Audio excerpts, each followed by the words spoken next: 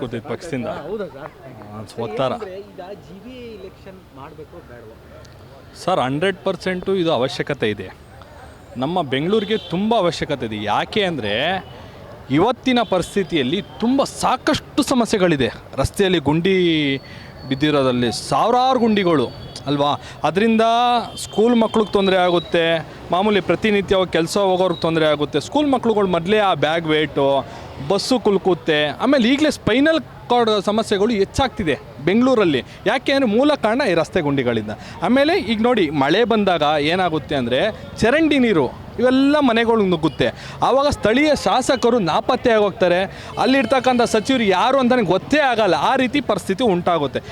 ಈಗ GBA election ಆಗೋದ್ರಿಂದ ಏನು ಅನುಕೂಲ ಆಗುತ್ತೆ ಅಂದರೆ, ಸ್ಥಳೀಯವಾದ ಒಬ್ಬ ಕಾರ್ಪೊರೇಟರ್ ಇರ್ತಾರಲ್ಲ, ಅವನಿಗೆ ಪ್ರತಿನಿತ್ಯ ಅವನು ಜನಗಳ ಮಧ್ಯೆ ಓಡಾಡ್ಬೋದು, ಕುಂದುಕೊರತೆ ವಿಚಾರಿಸ್ಬೋದು, ಸಮಸ್ಯೆ ಏನಿದೆ ಬಗೆಹರಿಸ್ಬೋದು. ಇದು 100% ಅವಶ್ಯಕತೆ ಇದೆ.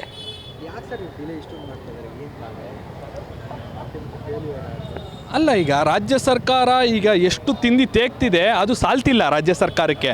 ಈಗ GBA ಅಂತ ಮಾಡಿದ್ರೆ ಅವ್ರಿಗೊಂದಿಷ್ಟು ಬಜೆಟ್ ಅಂತ ಎತ್ತಿಕ್ಬೇಕಾಗುತ್ತೆ.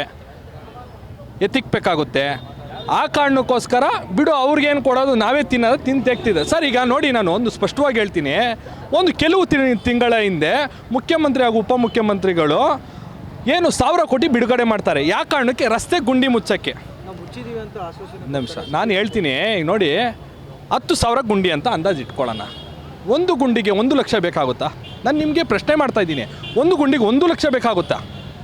ಒಂದು ಸಣ್ಣ ಗುಂಡಿ ಬಿದ್ದಿರೋದಕ್ಕೆ ಅಲ್ವಾ? ಅದರ ರಾಶಿಗಟ್ಟಲೆ ಗುಂಡಿಗಳಿದೆ. ಅದೆಲ್ಲ ಮುಚ್ಚಿದ್ರ ಅಂದರೆ 10 ಪೈಸಷ್ಟು ಕೆಲಸ ಆಗಿಲ್ಲ.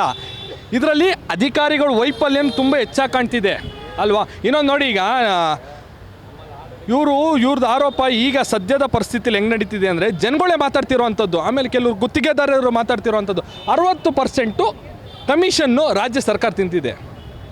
ಇದ್ರ ಬಗ್ಗೆ ಫಸ್ಟ್ ಗಂಭೀರವಾಗಿ ತನಿಖೆ ಆಗಬೇಕು ಸರ್. ಜನಗಳು ನಿಮ್ಮ ತೆರಿಗೆ ಹಣ ಸ್ವಾಮಿ, ಇದು ನಮ್ಮ ಅಲ್ಲ 100% ಅಲ್ಲ 40% ಆರೋಪ ಏನು ಮಾಡಿದ್ರು ಅದು ಸ್ಪಷ್ಟ ಇರಲಿಲ್ಲ ಸರ್.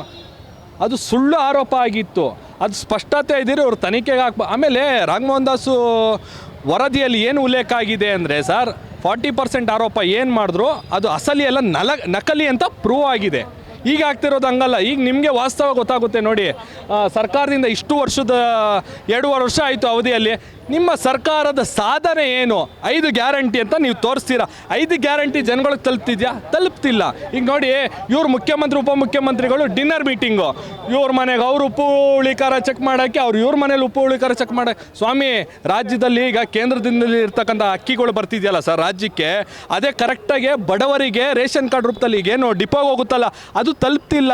ಇವ್ರು ಇನ್ನೊಂದು ಏನು ಮಾಡಿದ್ರು, ಎಷ್ಟೋ ಜನ ಸರ್ ಬಡವ್ರದ್ದು ರೇಷನ್ ಕಾರ್ಡ್ನ ರದ್ದು ಮಾಡಿದ್ರು ರಾಜ್ಯದಲ್ಲಿ. ಯಾವ ಕಾರಣಕ್ಕೆ ರದ್ದು ಮಾಡಿದ್ರು? ಕೆಲವರು ಶ್ರೀಮಂತರು ತೊಗೋತವ್ರೆ ಅಂದ್ರೆ ಆ್ಯಕ್ಚುಲಿ ಇದರಲ್ಲಿ ಏಟು ಬಿದ್ದಿದ್ದು ಬಡವ್ರಿಗೆ ಸರ್. ಎಷ್ಟೋ ಜನ ಪಾಪ ತಿನ್ನೋಕೆ ಅನ್ನ ಇಲ್ಲ ಸರ್ ರಾಜ್ಯದಲ್ಲಿ. ಆ ರೀತಿ ಪರಿಸ್ಥಿತಿ. ಇವರು ಅವ್ರ ಮನೇಲಿ ಉಪ್ಪು ಹುಳಿ ಖಾರ ಚೆಕ್ ಮಾಡೋಕೆ ಹೋಗ್ತಾರೆ, ಇವ್ರ ಮನೆಗೆ ಬಂದು ಉಪ್ಪು ಹುಳಿ ಖಾರ ಚೆಕ್ ಮಾಡೋದು. ಇಷ್ಟೇ ರಾಜ್ಯದಲ್ಲಿ ಆಗ್ತಿರೋವಂಥದ್ದು. ಆಮೇಲೆ ಗೃಹ ಇಲಾಖೆ ನೋಡಿ, ಅಟ್ಟರ್ ಫೇಲ್ಯೂರು ರಾಜ್ಯದಲ್ಲಿ.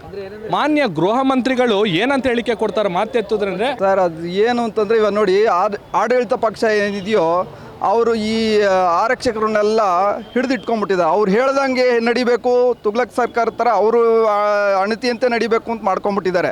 ಅವರು ಏನು ಮಾಡೋಕ್ಕಾಗುತ್ತೆ ಪಾಪ? ಯಾಕೆಂದರೆ ಈ ರಾಜಕೀಯ ಇದರಲ್ಲೆಲ್ಲ ಇರೋರಿಗೆ ಪಾಪ ಅವ್ರು ಕೊಡಲೇಬೇಕು, ಅವ್ರು ಏನು ಹೇಳಿದ್ದನ್ನು ಕೇಳಲೇಬೇಕು. ಅದು ಕೇಳಲಿಲ್ಲ ಅಂತಂದರೆ ಅವ್ರಿಗೆ ಬೇರೆ ಎಲ್ಲಾದರೂ ಟ್ರಾನ್ಸ್ಫರ್ ಮಾಡೋದು ಈ ಥರದ್ದೆಲ್ಲ ಇದಲ್ಲ. ಅದರಿಂದ ಅವ್ರ ಮಾತು ಕೇಳಲೇಬೇಕಾಗತ್ತೆ. ಅವರು ಅಣತಿಯಂತೆ ಇವ್ರು ನಡೀತಿದ್ದಾರೆ. ಅವ್ರದ್ದೇನು ತಪ್ಪಿದೆ ಅಂತಾರಲ್ಲ, ಅವ್ರದ್ದೇನು ತಪ್ಪಿಲ್ಲ. ಬಟ್ ಏನು ಮಾಡೋಕ್ಕಾಗುತ್ತೆ? ನಮಗೆ ಈ ಸರ್ಕಾರ ತೊಳಗಬೇಕು, ಬೇರೆ ಸರ್ಕಾರ ಬರಬೇಕು. ಸ್ವಲ್ಪ ಕಾನೂನು ಇದೆಲ್ಲ ಸುವ್ಯವಸ್ಥೆ ಸರಿಯಾಗಿ ಆಗಬೇಕು ಅಂತಲೇ ನಮ್ಮ ಆಶಯ ಇದೆ ಸರ್. ಸರ್, ಇಲ್ಲಿ ಹೋಮ್ ಇಲಾಖೆ ಇದೆ ಅಂತಲೇ ಗೊತ್ತಾಗ್ತಿಲ್ಲ ಸರ್. ಹೋಮ್ ಇಲಾಖೆ ಇದೆ ಅಂತಲೇ ಅನ್ನಿಸ್ತಿಲ್ಲ ಯಾರಿಗೂ. ಎಲ್ಲ ಇದು DCM ಅಥವಾ CM ಕಡೆಯಿಂದನೇ ನಡೀತಿದೆ ಎಲ್ಲ. ಯಾಕೆಂದರೆ ಹೋಮ್ ಮಿನಿಸ್ಟ್ರದ್ದು ಯಾವುದಕ್ಕೂ ಗೊತ್ತಿಲ್ಲ ಅನ್ನೋದ್ರಲ್ಲೇ ಇದ್ದಾರೆ. ಏನು ಕೇಳಿದ್ರೂ ಗೊತ್ತಿಲ್ಲ, ಆಮೇಲೆ ವಿಚಾರಿಸಿ ಹೇಳ್ತೀನಿ, ಈ ಥರದ್ರಲ್ಲೇ ಇದ್ದಾರೆ. ಅವ್ರಿಗೆ ಏನು ನಡೀತಿದೆ ಅಂತ ಕೂಡ ಗೊತ್ತಾಗ್ತಿಲ್ಲ ಪಾಪ. ಬರೀ ಅವರು ಏನಂದ್ರೆ ನಾಮಕಾವಸ್ಥೆ ಅವ್ರನ್ನ ಒಂದು ಡಿಪಾರ್ಟ್ಮೆಂಟ್ಗೆ ಮಿನಿಸ್ಟ್ರ್ ಮಾಡಿ ಇಟ್ಟಿದ್ದಾರೆ ಅಷ್ಟೇ ಸರ್. ಹೌದು, ಅಲ್ಟಿಮೇಟ್ಲಿ ಇದು ಫೇಲ್ಯೂರ್ ಆಗಿದೆ ಸರ್. ಅವರಿಂದ ಏನೂ ನಡೀತಾನೆ ಇಲ್ಲ. Thank you sir. ಆಗಬೇಕು, ಆದರೆ ನಮ್ಮ ಡಿಮ್ಯಾಂಡ್ ಏನಿಲ್ಲ. ಜನಕ್ಕೆ ಒಳ್ಳೇದು ಮಾಡಬೇಕು, ರೋಡ್ ರಿಪೇರಿಗಳು ಮಾಡಬೇಕು, ಅಲ್ಲಿ ಬೇಕಾದಷ್ಟು ಕೆಲಸಗಳಿದೆ, ಅದು ಮಾಡಬೇಕು. ಗೌರ್ಮೆಂಟಿಂದ ಯಾವುದೂ ಹಣ ಪ್ರೈವೇಟ್ ಇದಕ್ಕೆ ಕೊಡಬಾರ್ದು. ಎಲ್ಲ ಕೊಟ್ಟು ಸೋಂಬೇರಿಗಳಾಗ್ಬಿಟ್ಟಿದ್ದಾರೆ ಜನ, ಅದು ಮಾತ್ರ ಹೇಳ್ತೀನಿ.